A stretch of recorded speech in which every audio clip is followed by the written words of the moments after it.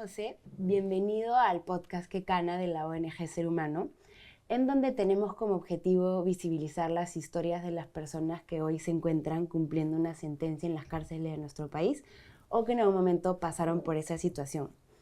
Te agradezco por hoy estar aquí con nosotros y creo que el motivo de esta entrevista es muy importante porque si bien las personas que estamos en cierta forma relacionados con el mundo penitenciario sabemos de estas cosas, pero las personas y la sociedad civil en general no tienen mucho conocimiento acerca de lo que pasa detrás de estos casos de justicia como casos de injusticia. Pero antes de entrar a entrevistarte, quisiera que nos cuentes un poquito acerca de ti y tu carrera como profesional. Bueno, gracias. Buenas tardes. Interesante que tengas un podcast sobre un tema que es tan dramático en el Perú, en la región y en el mundo en general, pero en el Perú tiene ribetes muy particulares como en la mayoría de América Latina y del tercer mundo. Yo, bueno, decidí precisamente ser penalista a raíz de mi visita a un penal. Yo fui acompañando a un sacerdote en víspera de Navidad cuando estaba empezando a estudiar Derecho, al Lurigancho, que en ese momento, por supuesto, todavía ya era un problema, Lurigancho, pero no tenía los niveles de hacinamiento que tiene hoy. Y fue tan impactante esa situación que primero estuve sin hablar como 3 o 4 días, procesando la experiencia, y después dije, bueno, si voy a estudiar Derecho, tiene sentido que sea para poder hacer de alguna manera incidencia en un tema tan complicado como este. Y de ahí en adelante ya se definió claramente mi vocación por el derecho penal. Yo trabajé en un juzgado penal como practicante, 1 año y medio aproximadamente. Antes estuve haciendo voluntariado en la cárcel de mujeres, eh, como 1 año y medio. Después estuve en un tribunal en el Callao, que como puerto siempre es una plaza judicial compleja. Y de ahí, bueno, he tenido muchas experiencias hasta el día de hoy que me vinculan con la realidad penitenciaria. Acá en la oficina tenemos un área pro bono bastante intensa, entonces atendemos muchos casos de reclusos o personas vinculadas a problemas penitenciarios que no tienen recursos para poder pagarse su defensa. Es decir, no, me he mantenido vinculado al problema y soy plenamente consciente de las complicaciones que se han generado en los últimos años, ¿no? Justamente con esa pregunta quisiera iniciar, y sobre todo por lo que vemos actualmente, es ¿qué te motiva a ser un abogado penalista en nuestro país cuando vemos que los mismos fiscales, magistrados, en muchos casos terminan envueltos en actos corruptos? Bueno, la vocación penal, yo diría, por lo menos de mi experiencia personal y la que tengo con mis alumnos, yo enseño Derecho Penal hace más de 30 años y usualmente hago al inicio del curso una pregunta de cuántos de los que están ahí están sentados, interesados en una materia como la penal por lo que han visto en la televisión. Yo creo que esa es la primera entrada que tiene uno, y ahora con todas las series y películas a las que uno puede tener acceso, es un mecanismo de atracción. Pero yo creo que pasada esa primera relación, ese primer contacto, ya después tiene que ver con el drama humano. Yo siempre he sostenido, y lo digo a mis colegas también, de las ramas del derecho con las que uno tiene que lidiar en general, probablemente la que tiene el rostro humano más duro es la penal. Hay otras, ¿no? Como el lado de violencia familiar, por ejemplo, pero en penal creo que uno tiene la oportunidad de vivenciar la violencia del sistema sobre las personas que llegan a ser usuarios de ese sistema, y también la violencia que lleva a tener contacto con el sistema, que es la violencia de la calle, hoy día pues más recrudecida con el tema del sicariato, y en su momento fue con el terrorismo. Hemos tenido ciclos de violencia repetitivos, y sin embargo el sistema penitenciario no ha mejorado sustancialmente, ¿no? La cifra promedio en los años en los que yo empecé a tener contacto con el mundo penal era 70% de presos sin condena. Después hubo una baja con la implementación del nuevo código, pero hoy día nuevamente el sistema está saturado, ¿no? ¿Y cómo sabes qué casos tomar y cuáles no? Me imagino que de hecho hay temas de compliance, pero más allá, si hay un caso que vienen y te piden que lleves su caso, ¿cómo sabes si aceptarlo o no? Hay indicadores objetivos que a uno lo pueden llevar rápidamente a una convicción personal, porque al final no se trata de que uno sea juez, Claro. sino de cómo tú en tu mundo interno procesas una determinada vivencia de alguien que te busca.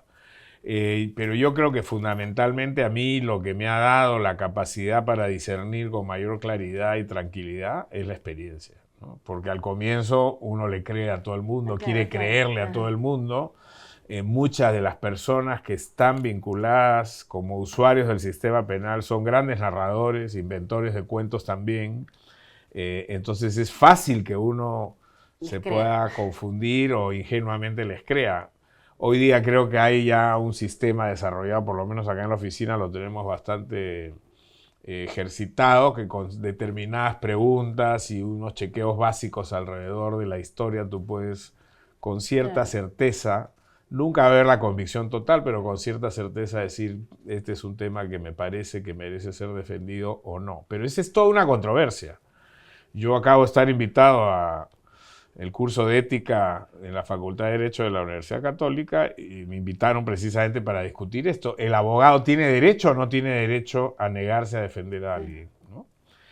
Hay quienes sostienen que para eso existimos los abogados y tenemos que defender en cualquier circunstancia. Claro. Hay un profesor muy importante de Harvard, Alan Dershowitz, que en una entrevista que se le hizo hace muchos años para la Católica, para la revista Temis, él decía, yo como penalista, a mí no me preocupa si la persona es culpable o es inocente, porque le preguntaron cómo se sentiría él si logra la liberación de un violador o de un homicidio y 2 semanas después vuelve a cometer un delito similar. Y él decía, ese no es mi problema. Yo soy como un médico. A mí me traen una persona que se está muriendo y yo no le voy a preguntar si es ratero, si es homicida, si es sicario. Mi deber es salvarlo. Y si lo puedo salvar en el sistema judicial es porque la fiscalía no cumplió con su trabajo. Bueno, esa es una posición extrema que por supuesto yo no comparto, que creo que parte de una falacia, pero hay en el mundo de los abogados esta discusión de si un abogado tiene el derecho de negarse a defender a alguien que lo busca para su patrocinio. Yo creo que sí, yo creo que los abogados tenemos, así como toda persona tiene derecho a tener una defensa, todo defensor tiene derecho a elegir qué casos quiere defender. Claro. Salvo que seas un abogado de la Defensoría Pública, que ya eso tiene una lógica distinta, ¿no? Y hasta ahora, ¿cuál ha sido el caso más difícil que te ha tocado llevar? Pero no tanto como caso de complejidad, sino porque en el proceso se dieron muchas injusticias. Bueno, injusticias permanentemente me toca vivenciar porque es un sistema defectuoso, es un sistema mediocre, es un sistema colapsado, tiene jueces y fiscales muchas veces que son insensibles. Hay casos que uno los ve, revisa la evidencia y dice, ¿cómo puede ser posible que esto continúe si es tan claro que esta persona no tiene nada que ver? O incluso que los hechos que le están imputando no son delito, ¿no? Yo he tenido casos de personas que en su momento, en esta oficina, por ejemplo, no se defienden casos de narcotráfico o terrorismo, salvo que estemos absolutamente convencidos de que se trata de un caso de inocencia. A mí alguna vez me ha tocado defender a una persona que lo acusaron de terrorismo, era totalmente inocente y se pasó 14 años en prisión, sobrevivió a una masacre y luego, de tanto encierro, la última vez que lo vi ya era una persona que había sido reclutada para el terrorismo, ¿no? Pero en ese caso era evidente que esta persona no tenía ninguna vinculación en el proceso original con Sendero Luminoso. Alguna otra vez un periodista, han habido 2 casos que me derivaron de periodistas amigos. Uno es el de un muchacho que vivía en el puericultorio porque era huérfano, tenía una edad mental de 14 años, pero tenía en ese momento 21, y lo habían dejado quedarse ahí porque como había crecido toda su vida, era un buen muchacho, ayudaba, etc.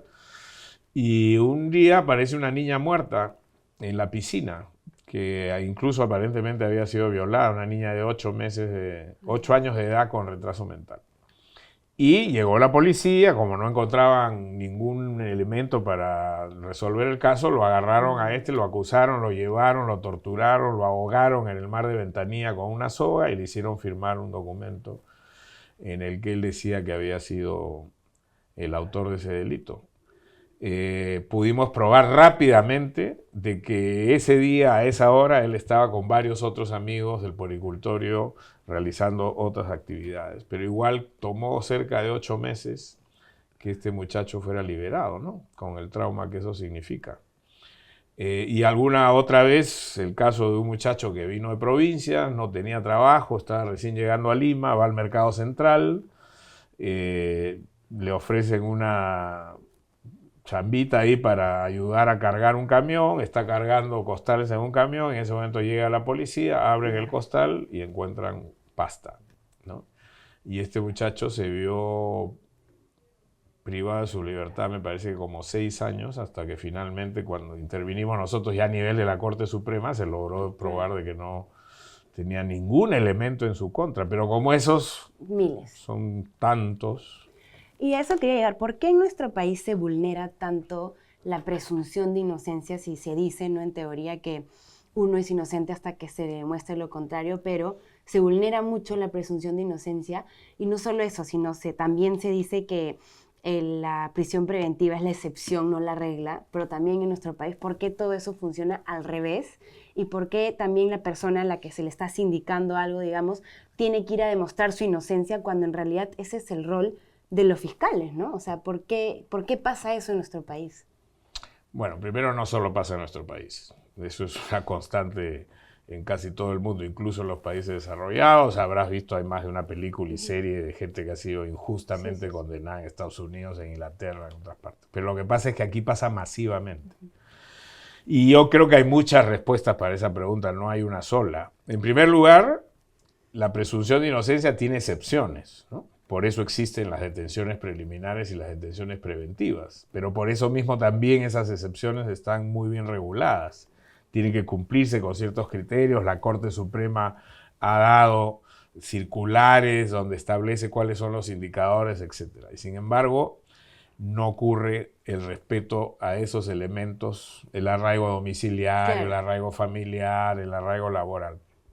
Una primera respuesta puede ser porque hay una cultura carcelaria inquisitiva. Nuestro sistema penal es un sistema que viene de una cultura inquisitiva donde lo que se busca normalmente es sancionar al primero que acabe en el sistema. Otro elemento que juega también es el de los prejuicios raciales, ¿no es cierto? Hay teorías en el sistema penal muy antiguas que vienen de Italia respecto al prototipo del hombre delincuente, ¿no? En Italia, el prototipo del hombre delincuente en esa época eran los italianos del sur, con la nariz chata, los pómulos anchos. Bueno, aquí es el serrano o el negro, ¿no? Y la criminalización de la pobreza también hablan bastante, ¿no? Sí, entonces ahí hay claramente un elemento desviacionista en la toma de decisiones. Tercero, creo que tiene que ver con la presión social, ¿no? Hay una presión social cuando hay altos niveles de percepción de criminalidad o inseguridad.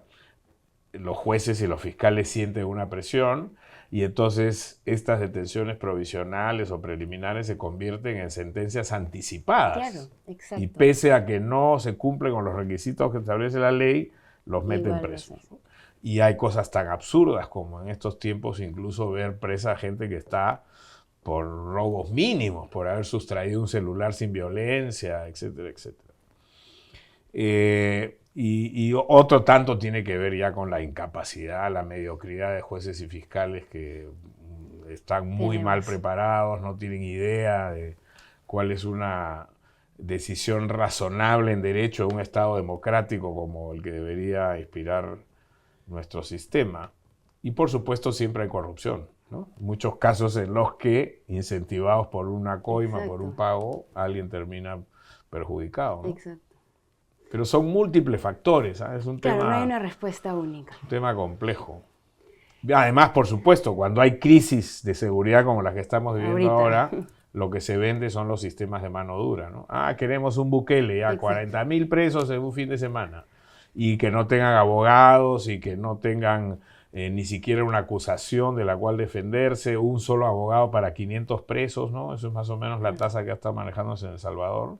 Y eso vende electoralmente, además, ¿no? Sí, es terrible. Y, José, si nos puedes explicar qué es la colaboración eficaz ¿Y cuál fue tu influencia para que esta se implemente en nuestro país? La colaboración eficaz es una herramienta que se inventa en Italia en la época de la lucha contra la mafia, el proceso Mano Pulite. Surge la idea de que es muy difícil penetrar en las organizaciones criminales mafiosas porque tienen una regla, que es la omertá. La omertá es la regla del silencio. Quien habla es muerto, él, su familia, su perro, Sí, claro, todos. todos.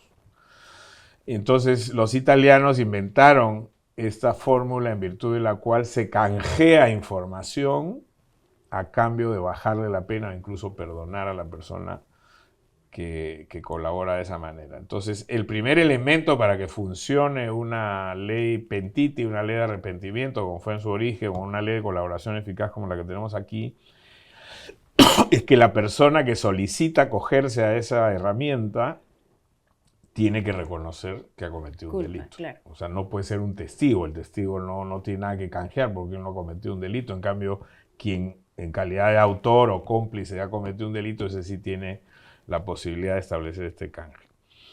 Eso ha funcionado muy bien en Italia en su momento, luego se fue trasladando a otros sistemas legales, los anglosajones la han usado muchísimo, y cuando aquí tuvimos que enfrentar a la organización criminal de Fujimori y Montesinos, veíamos que efectivamente era una red muy grande, donde había mucha amenaza por parte de Montesinos y su grupo respecto de los demás que estaban intimidados. Y a una persona de mi equipo se le ocurrió plantear la posibilidad de incorporar esta norma, porque nosotros teníamos varios problemas en ese momento. El primero es que no se podían adoptar medidas cautelares fuera de proceso, entonces había que esperar a que llegara al juez un caso para que se pudiera pedir una detención, un allanamiento, una intervención telefónica, etc. Y eso demoraba meses. Entonces, cuando empezamos nosotros nuestras investigaciones, todos se nos escapaban, porque las primeras 2 semanas, claro, cuando sabían que estaban siendo investigados, se iban. Entonces decidimos, después de darnos cuenta de que estábamos lidiando con un código de 1941, proponer algunas modificaciones legales que nos den herramientas para a nosotros, a los fiscales, a los jueces, para poder hacer este trabajo. Y en ese paquete alguien propuso que evaluáramos la posibilidad, uno del equipo, que evaluáramos la posibilidad de aplicar la ley de colaboración eficaz. Entonces se hizo una adaptación al Perú. También propusimos un proyecto de ley para la adopción de medidas cautelares fuera de proceso, otro respecto a las inmunidades de los altos funcionarios. Y propusimos 4 proyectos de ley que felizmente, como los congresistas de nosotros estaban todos en pánico y aterrados, nos las aprobaron de un día para otro. ¿Y consideras que sigue funcionando? Porque de lo que es poco que sé, ¿no? Porque claro, de hecho no soy abogada penalista, pero por mi vinculación con las cárceles, o sea, escucho mucho que hoy las personas se aprovechan un poco de este beneficio, digamos, porque no solo es una herramienta, sino también es un beneficio para la persona, porque como tú dices, les pueden acortar la pena o les puede ayudar en otras cosas, ¿no? Entonces, o sea, creo yo desde mi perspectiva que hoy está siendo mal usado tanto por la persona imputada, digamos, como de la fiscalía, ¿no? Porque muchas veces la persona imputada empieza a dar testimonios que pueden ser alterados, o a veces estos testimonios son pedidos por las fiscalías luego de 10 años y la persona, obviamente, el cerebro se olvida y empieza a hacer nuevas historias, ¿no? Una nueva narrativa, o los pueden chantajear para que den un testimonio. Y también la fiscalía aprovecha esta colaboración eficaz para meter preso a otra gente y como que evidenciar que están haciendo un trabajo, pero en realidad no es así, y las preventivas se siguen alargando y extendiendo. Entonces, ¿consideras que hoy sigue funcionando como funcionó en un inicio cuando fue todo el tema del terrorismo? Esto no... La colaboración eficaz no se dio para el terrorismo. Para el terrorismo fue otra ley, fue la ley de arrepentidos. Yeah. Y esa ley precisamente a nosotros, cuando decidimos proponer la colaboración eficaz, nos dio la lección de que la información que se da en un contexto de colaboración tiene que ser corroborada, porque si no, bastaría que yo vaya y diga, mi vecino es un violador, lo meten preso y yo salgo.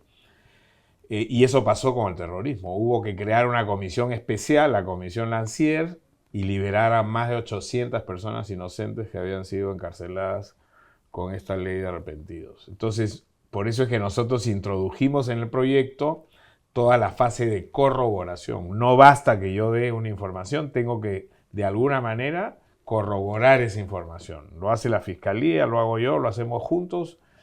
Eso es materia del tiempo que debe durar el proceso de colaboración. Por eso las colaboraciones no son tan rápidas, porque uno tiene que ir efectivamente desmenuzando la información y acreditando. En todo proceso donde intervienen seres humanos, y de la justicia es uno de ellos, evidentemente hay errores, hay excesos, hay manipulaciones. Pero yo creo que en general, si tú me preguntas a mí por una evaluación de la colaboración eficaz, yo creo que ha sido muy efectiva. Hay algunos casos en los que han habido excesos, otros en los que han habido errores, seguramente, pero en general es una ley que ha funcionado muy bien. ¿Qué le veo yo de criticable? Que efectivamente hay fiscales que se han excedido en los plazos, están desbordados de trabajo, no tienen personal, no tienen equipos electrónicos ni plataformas digitales para procesar esa información. Entonces yo acabo de terminar un proceso de colaboración corporativa que ha demorado 6 años. ¿No? Eso es una locura. Pero tampoco podemos utilizar ese argumento para decir, entonces como han hecho estos sinvergüenzas en el Congreso, de decir, la colaboración eficaz hay que inutilizarla. Y si en un año no resuelven nada, entonces se acabó. Porque cuando uno procesa organizaciones criminales complejas, tampoco lo puedes hacer en pocos meses. Claro, no. Y menos aún con las carencias que tiene la Fiscalía en nuestro caso. Entonces, para responder en corto, yo pienso que la colaboración eficaz ha funcionado, sí. Creo que han habido excesos, en algunos casos han habido excesos, por malos fiscales, por fiscales incapaces, por falta de infraestructura, pero eso no justifica de ninguna manera que la hayan inutilizado como lo ha hecho este Congreso recientemente, ¿no? ¿Y a quiénes considera, José, que la justicia sí termina asistiéndolos, ¿no? Y basándonos y regresando un poco al tema que tú decías, cómo hay una criminalización de la pobreza y cómo cuando vamos a las cárceles la mayor población es de personas de sectores socioeconómicos bajos, ¿no? Y muchos de ellos son analfabetas, muchos de ellos terminan presos porque no tienen conocimiento de sus derechos, ¿no? Muchas veces llegan y, como nos contabas, viene el policía y los hace firmar y ellos no saben en lo que se están metiendo y terminan presos, ¿no? Entonces, ¿a quiénes consideras que en nuestro país, y como tú dices, ¿no?, en todo el mundo, la justicia sí termina asistiéndolos y a quiénes no?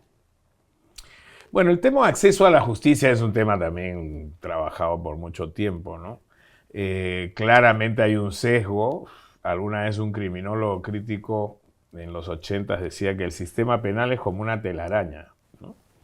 Y cuando un águila pasa por una telaraña ni se entera que había una telaraña. Ahí ¿quiénes quedan? Quedan las moscas, los mosquitos, las hormigas, es decir, los menores, ¿no? Uh-huh.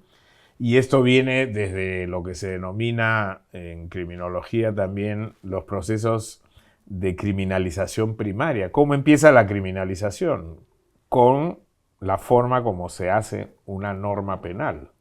Porque si yo digo en una norma penal, las personas que usurpan un terreno, cometen un delito y van a tener tantos años de pena, obviamente no estoy pensando en una persona que vive en las casuarinas, claro, que también lo podría hacer, pero probablemente quien va a tratar de usurpar un terreno es quien no tiene dónde vivir.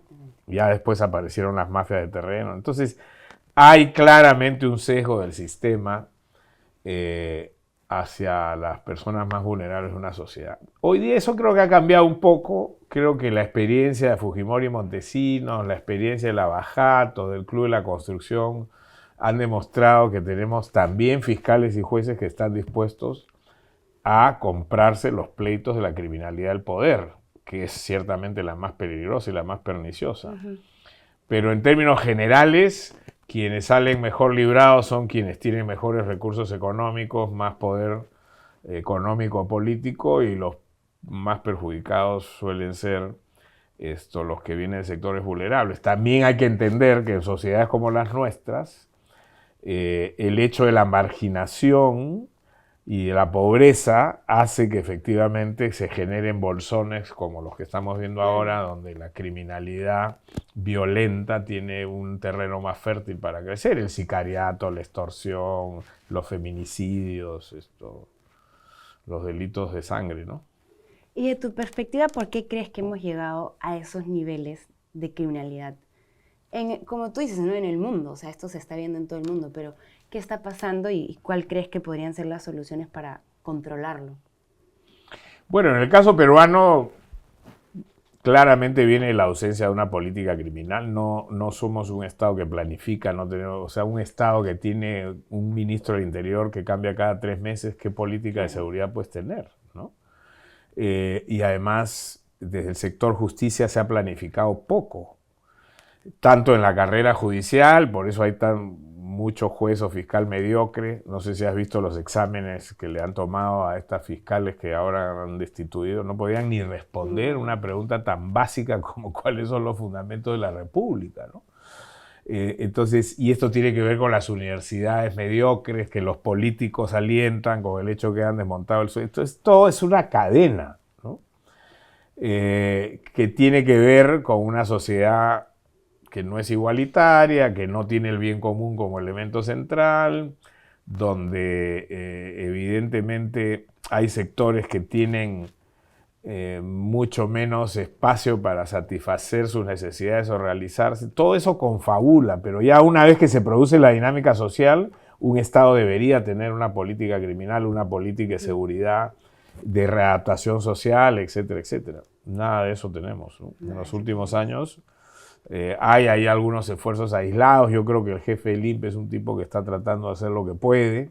Hemos tenido algunos buenos jefes del INPE en el pasado, pero evidentemente una persona no hace un cambio estructural como el que se requiere ahora en el país. Y quisiera hacerte una pregunta que es un poco con enfoque de género, pero se ha visto en los estudios que cuando una mujer comete el mismo delito que el hombre, la mujer recibe una sentencia hasta 5 años mayor. Es decir, si al hombre se le sentencia a 7 años, a la mujer a 12. ¿Por qué pasa eso? Lo primero que tendría que decir es que la mujer ha sido menos criminalizada que el hombre, porque en el estereotipo delincuente se ha centrado más en el hombre masculino, mestizo, negro, etc.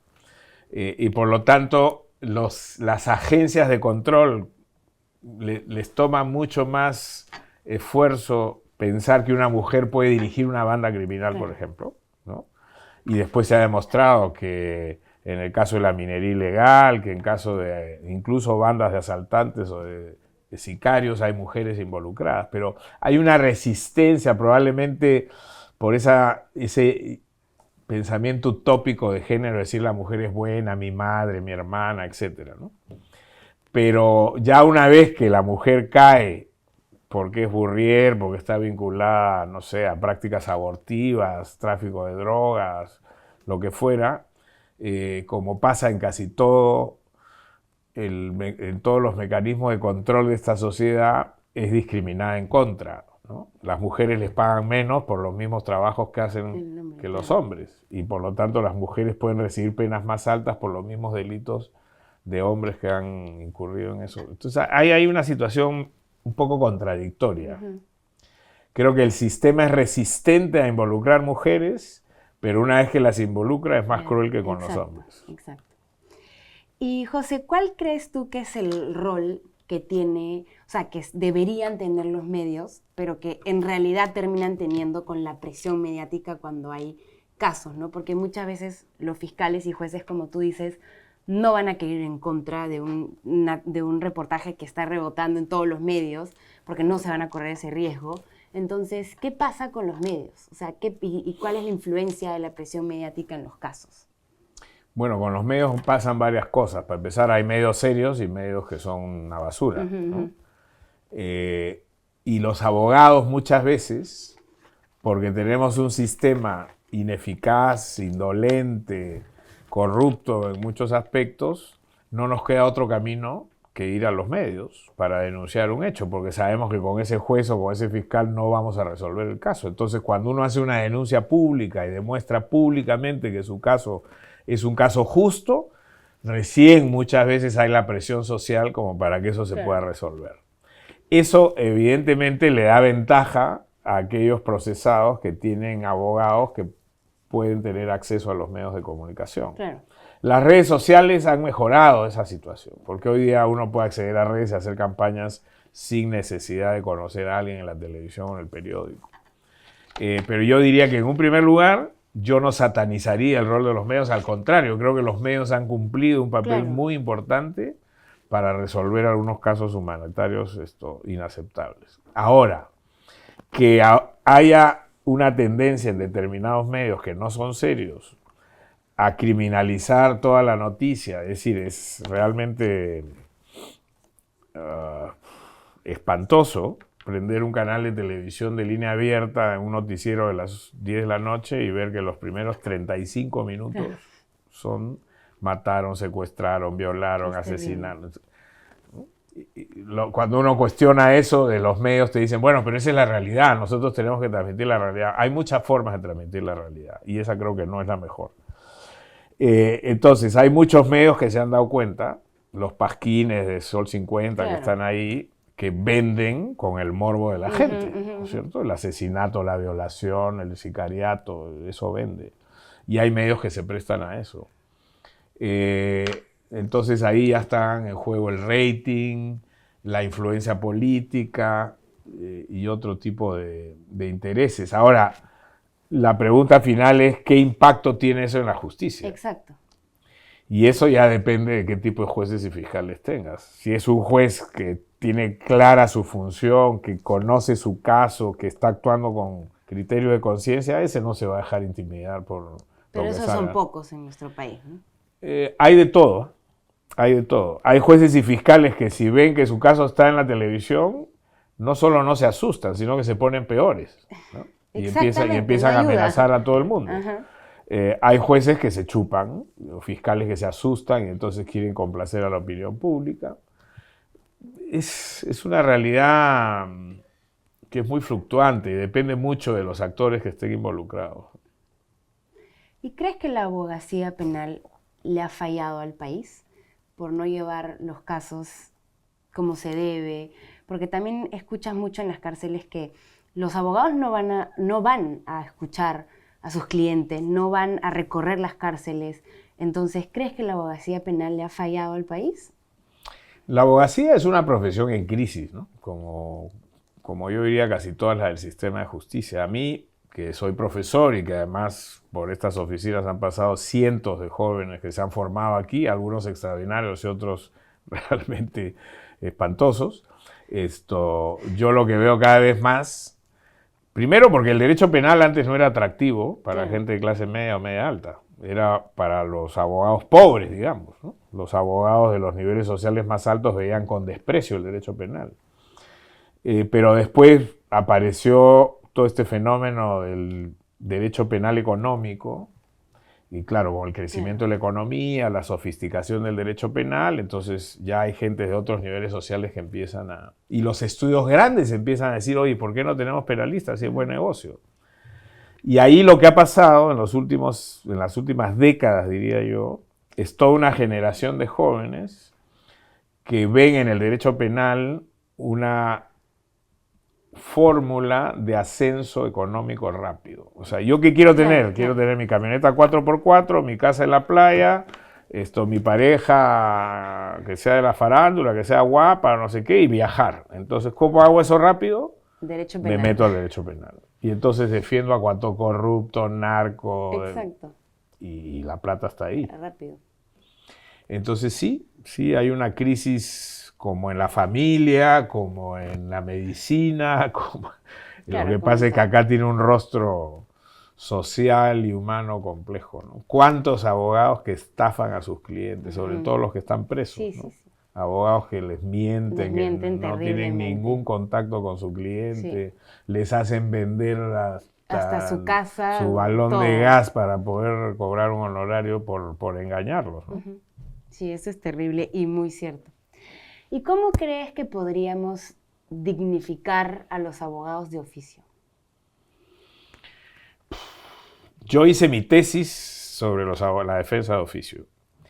Y en ese momento, en los años 80, inicio de los 80, no existía prácticamente la defensa de oficio. Solamente en segunda instancia y eran 14 abogados para toda la ciudad, para todo Lima.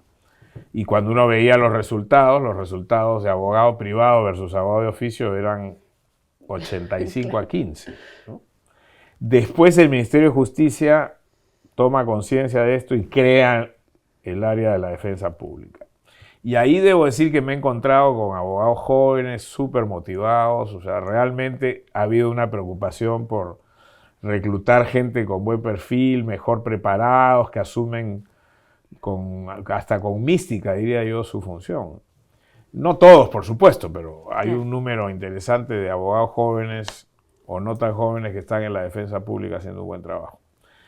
Pero en general son mal pagados, no tienen infraestructura, no tienen un mecanismo de incentivos. ¿Cuántos de esos jóvenes abogados que hacen un buen trabajo podrían aspirar a que los manden 6 meses a Colombia, no te voy a decir a Europa, pero que hagan un curso interesante de derecho procesal penal, por ejemplo? Eso no pasa. Entonces, el nivel de reclutamiento es bastante pobre. Quienes pueden acceder ahí son personas con recursos limitados profesionalmente y eso hace que la defensa pública, pues adolezca de los defectos que adolece. Además que claramente no se da cobertura. Y aparte es una sobrecarga ¿no? laboral. Y los llaman en la audiencia, lo llaman y le dicen, el señor va a ser su cliente, no sabe qué caso es, no ha leído el expediente, no ha hablado con él, o sea, a veces se convierte en una payasada. Sí, ¿no? pues. ¿Y cómo crees, José, que podríamos lograr humanizar el sistema de justicia penal? Yo creo que eso viene desde la formación universitaria, ¿no? Lamentablemente hoy día tenemos estas universidades que son una estafa, ¿no? Las de Acuña, las de, ¿cómo se llama el otro congresista del partido Podemos? Entonces, ¿cómo le podemos exigir luego a esos egresados que tengan ya no voy a decir ni siquiera capacidad profesional, sino vocación, motivación, ética, ¿no?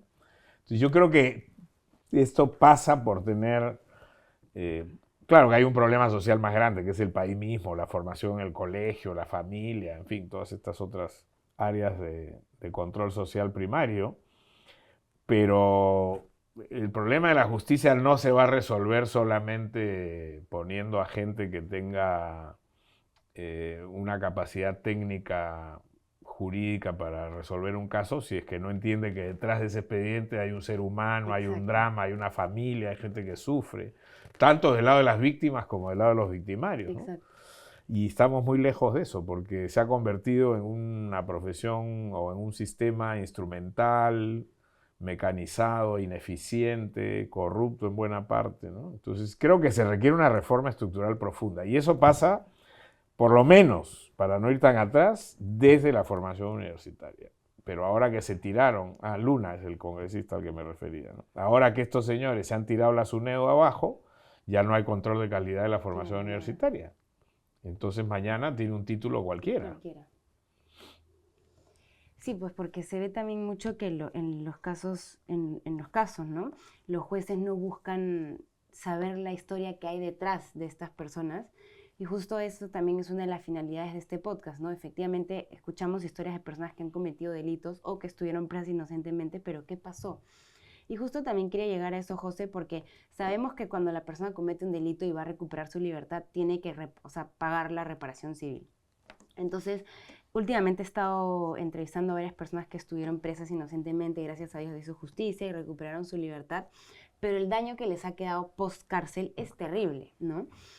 Perdieron los estudios, ahora que les den una oportunidad laboral no se la dan, trabajan en call centers, ¿no? Cuando antes hubiesen podido acceder de repente a un trabajo mejor, porque si bien no les queda antecedentes penales, hay algo a nivel policial, entonces es complicado. Y yo quería preguntarte eso, ¿no? O sea, ¿qué pasa con la persona que va a la cárcel injustamente? ¿Quién se encarga de ellos, no?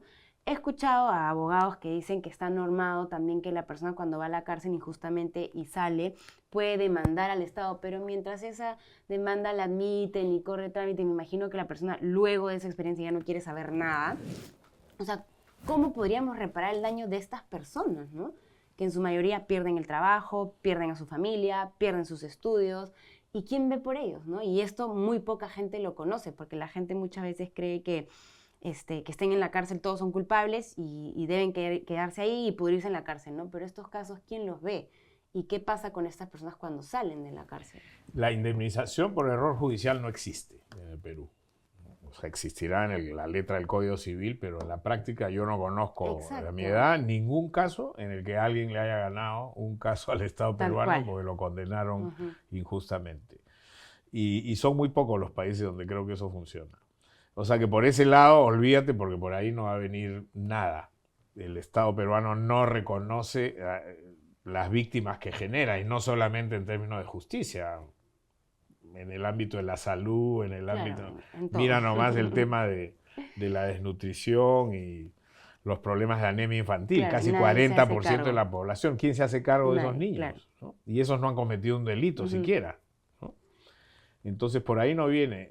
El tema, creo yo, es cómo se humaniza el sistema penitenciario desde que la persona está dentro, los trabajos, los talleres, la formación, etcétera, cosa que es muy limitada. Pero efectivamente, una vez que la persona es liberada, no hay quien le haga un seguimiento a esa persona. El trauma psicológico que te queda después de unos años de encierro es terrible, tremendo. La estigmatización documental o simplemente por el hecho de que se sepa que esa persona pasó por una situación carcelaria, lo inhabilita para conseguir mejores opciones de desarrollo. Entonces tendría que haber, así como hay un sistema que pretende ser preventivo, hay un sistema de investigación, un sistema de procesamiento, un sistema de condena y de ejecución penal, falta en ese proceso un sistema de seguimiento a la persona que es liberada. Si se supone que el objetivo de toda esta historia es resocializar, ¿por qué no se le presta ningún interés a la resocialización? Claro. Sí, es verdad. De hecho, en las últimas reuniones que he tenido con el presidente del INPE, sí están intentando contactarse con las personas que ya salieron de la cárcel, pero la mayoría de ellos son exinternos que cumplieron con su pena y que sí estuvieron involucrados, ¿no? Pero efectivamente no hay nada para las personas que pasaron por esa experiencia siendo inocentes, ¿no?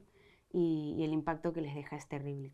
Y ya para finalizar, José, quería preguntarte, al inicio nos mencionas que tienes también un área del estudio que ve casos pro bono, ¿no?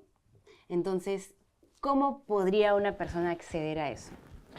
Bueno, nosotros impulsamos, fuimos de la primera oficina que tuvo un sistema pro bono penal, y luego impulsamos con otras firmas y con el apoyo del Colegio de Abogados de Nueva York, la Alianza Pro Bono para las Américas, ¿no? El Colegio de Abogados de Nueva York promovió la Alianza Pro Bono para las Américas, para la región, y en el Perú fuimos varias firmas, las que, bueno, no varias, en ese momento éramos pocas, pero que decidimos crear un mecanismo para poder ofrecer este servicio gratuito. Y entonces ahora existe en el Perú la Alianza Pro Bono, que tiene una estructura propia. Somos 19 estudios de abogados, los más grandes, por lo menos casi todos están, no todos, pero casi todos están.